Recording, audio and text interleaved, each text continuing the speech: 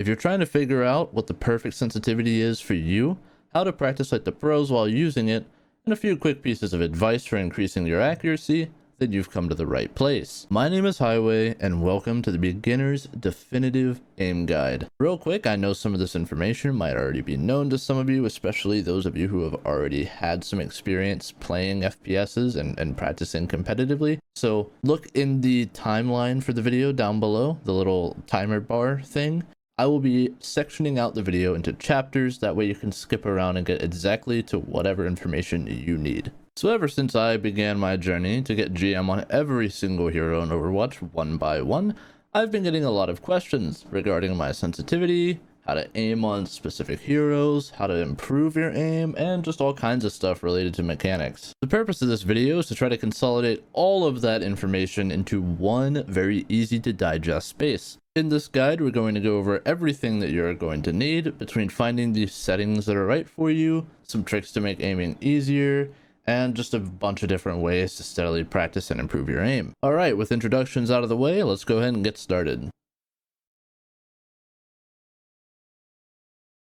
First thing we want to do before we dive into finding our sensitivity is to disable Windows mouse acceleration. Mouse acceleration will cause your aim training to end up being very inconsistent, as you can't really build any sort of muscle memory while you're practicing, because the distance will be different every single time you swipe your mouse pretty much. To disable it, we're going to want to go to our Windows search bar. In this bar, you want to type in mouse settings.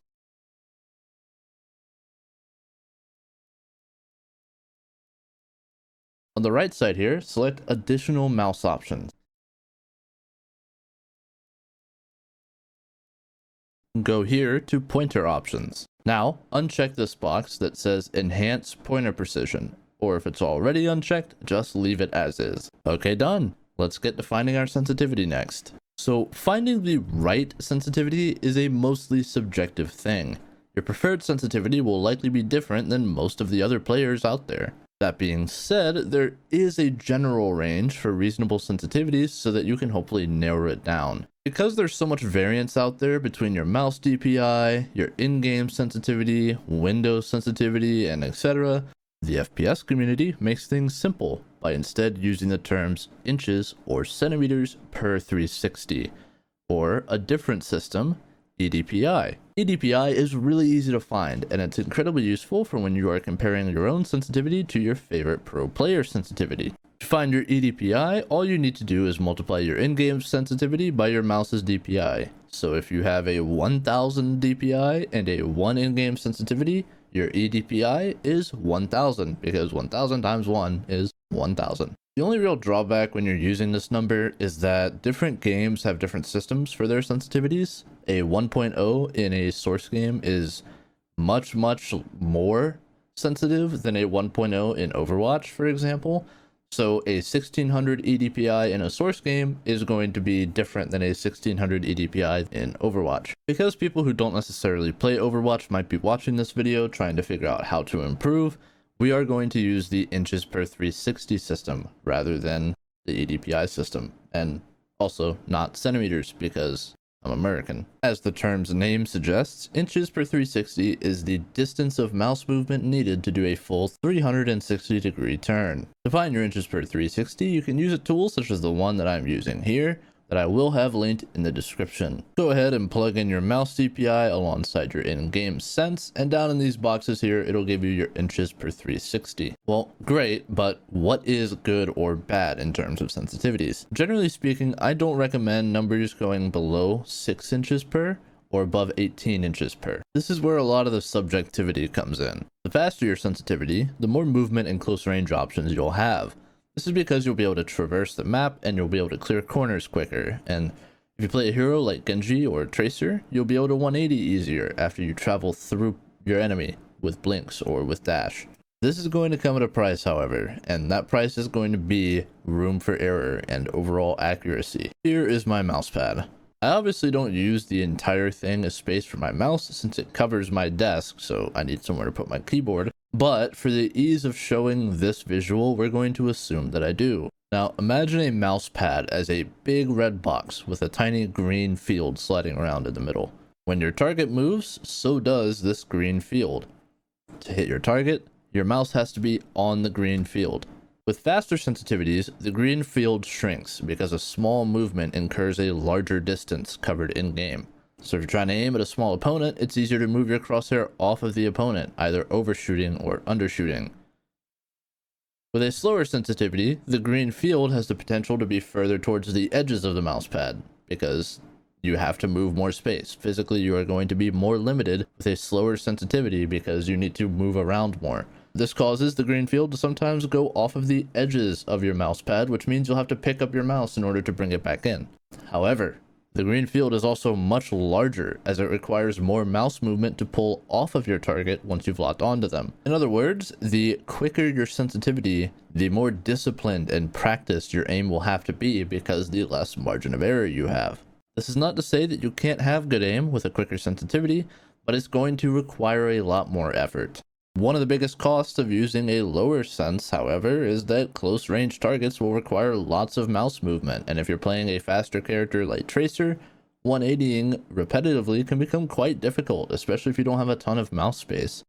This is why it starts to become a very subjective thing. I don't know what mouse you use, or what kind of desk space you have, or what characters you play, or the style that you play them with.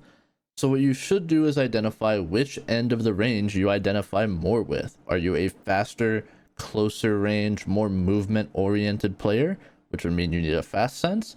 Or are you more of a mid-range, collected, more steady aimer, kind of like what I do in my Unrated GM videos, and in which case you should probably have a slower sense. Once you figure that out, I would recommend pushing your sense as close to the middle of the range as you can, without sacrificing the benefits of your preferred end. You can make a quick checklist of things that should help you figure out whether or not your sensitivity is good for you once you've found it. 1. Can I do a 180 if I get surprised? 2. Is my mouse constantly going off of my mouse pad trying to aim at this sensitivity to the point where it becomes a huge burden? 3. Am I landing my normal number of shots or better, or could I at least see myself doing so with some practice? 4.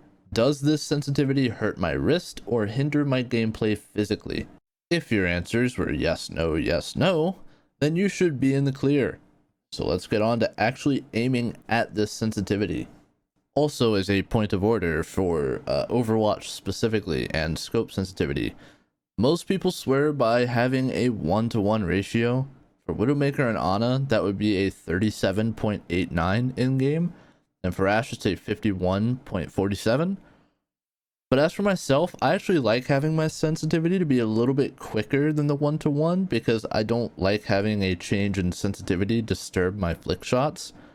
It sounds kind of weird, but it's just what I do personally. Again, subjectivity, very important. My scope sense for Widow and Ana is 44, and my scope sense for Ashe is 60. As for your own sensitivity, try out different things and just try to settle on whatever you like personally. Alright, Chapter 2. Practicing aim and aim drills. First, let's talk about the most important key element to improving your aim steadily over time.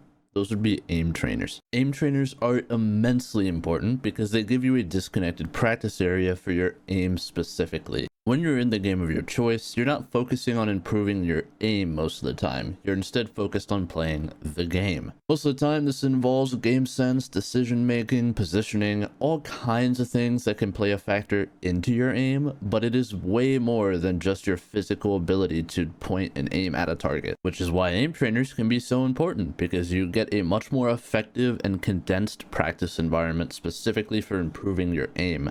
Without things like respawn times, lulls in fights, waiting for the next team fight or holding angles, you can take a lot more shots in an aim trainer, which has none of those things, as opposed to in-game in something like Overwatch or Counter-Strike. The question now is, what is the best aim trainer to use? And people have different suggestions, but the one that I wholeheartedly recommend is KovaaK's. And as a disclaimer, I did get an affiliate link for KovaaK's this year, but I have been using KovaaK's for, I guess, like half a decade now, maybe give or take. All I know is that when I was trying to go pro in Overwatch, which was probably 2018 or 2019, I was using KovaaK's then.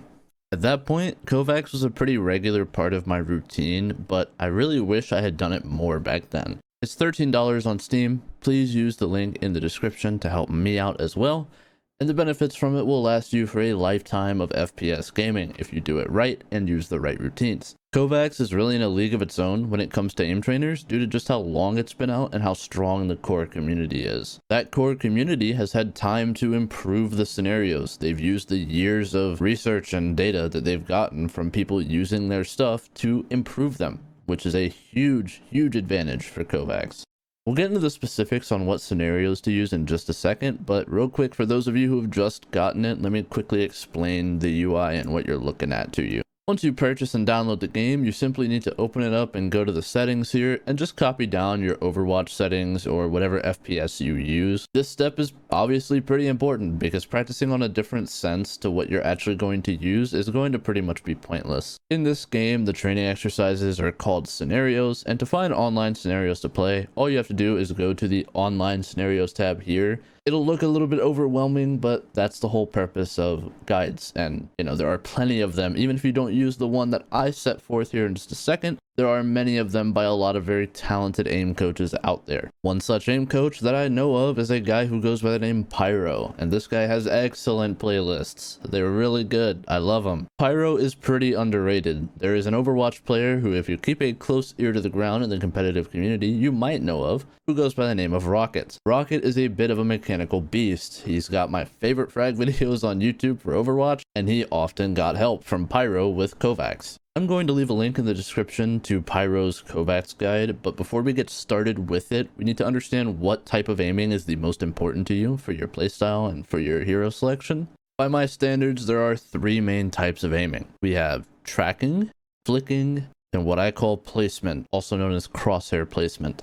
People don't really talk about placement enough, in my opinion, and we'll get more into what it is in the third chapter because it's not something I really think that KovaaK can help you with. It's more of a game sense driven thing. So that pretty much leaves us with tracking and flicking. Tracking is typically seen when your gun uses rapid fire, low damage shots or acts like a laser.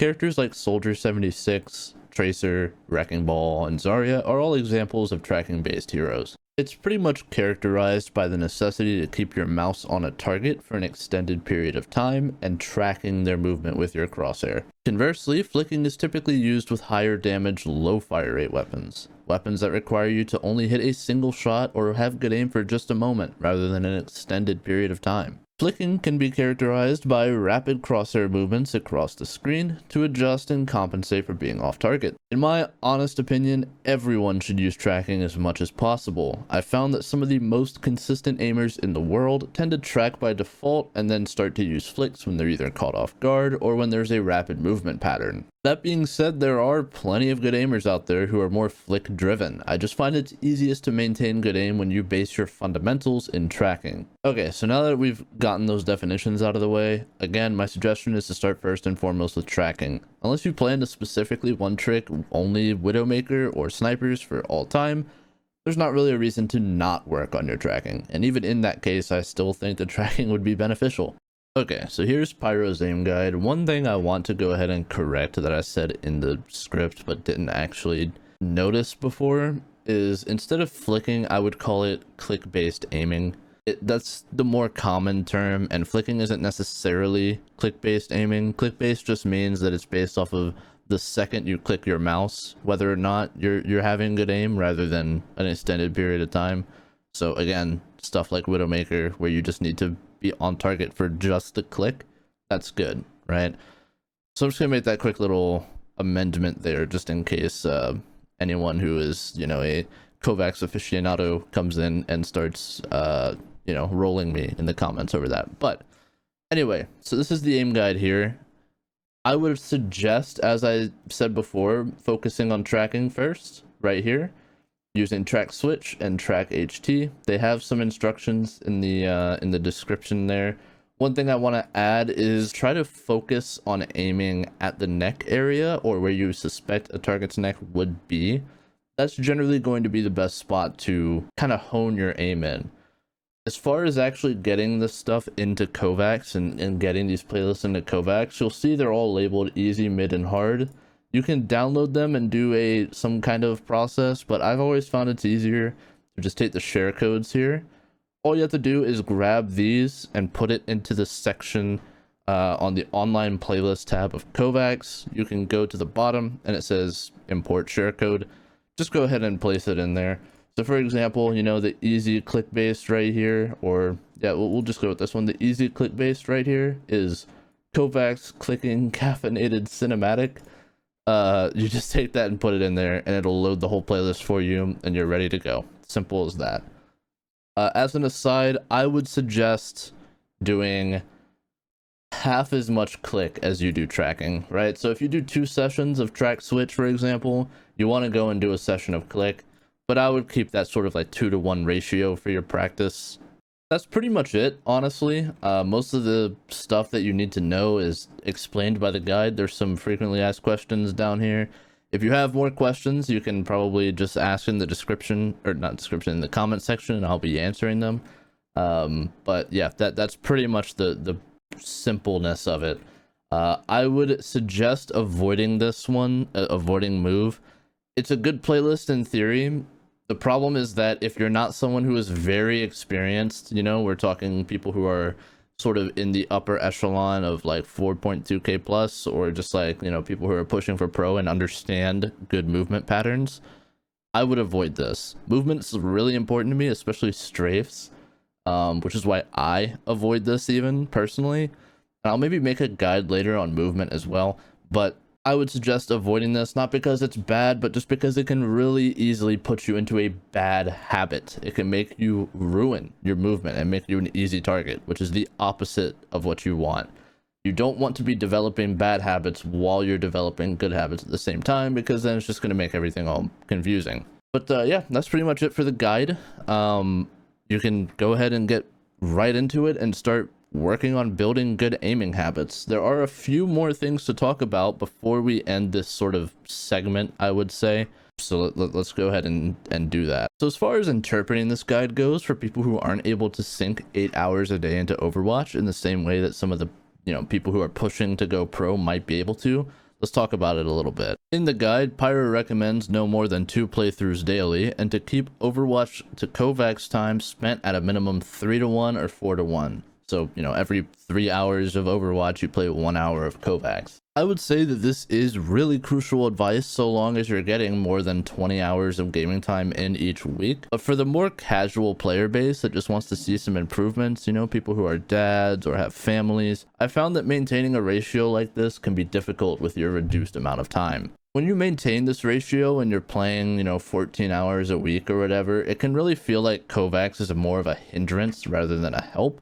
Because if you're playing for 12 hours in a week, you don't want to be spending 3 of it playing KovaaK's, because it's your free time. You want to be able to play in your free time when you don't have work or stuff with family or whatever. So if you fall into the demographic of people who play less than 20 hours a week, I would suggest getting 1 full playlist playthrough every 7 hours you play, right? So instead of a 4-to-1 ratio, we're talking more 7-to-1. This will often translate into 1 or 2 playthroughs a week, and while it's not optimal, it's still enough to really start building those habits. It'll overall be an easier starting point. It won't feel like it's clouding or taking over a lot of your free time, and it's going to give you a nice healthy start. The more you practice though, the better it'll feel, and the more results you will see, of course, up to a certain point when we hit diminishing returns, but that's not usually something you have to worry about until you are starting to push really high ranks. That's it for chapter 2. Let's finish this off with chapter 3, where we can go through a few different tips to make your aiming easier.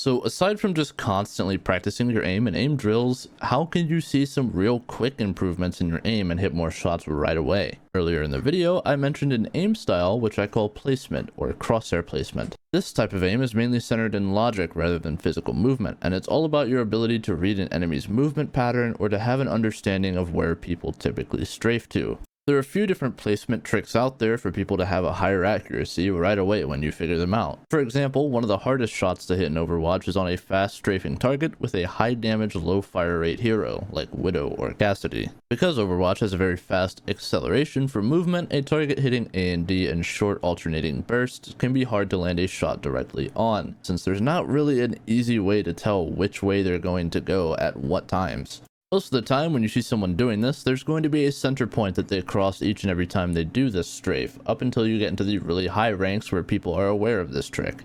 Rather than trying to hit them mid-strafe or on the edges of their strafe line, aim at that center point and try to time them walking into it. You'll be surprised at just how many shots you end up hitting because of this. I'd even go so far as to say that probably about 20 to 30% of all of the shots I take are when I'm trying to let people strafe into my crosshair rather than moving it on target. It's a much easier and more consistent shot just because all you have to account for is the y-axis, which is like consistent most of the time. If they jump, then that's another predictable pattern, so one that I can flick to very easily and that you will be able to with time.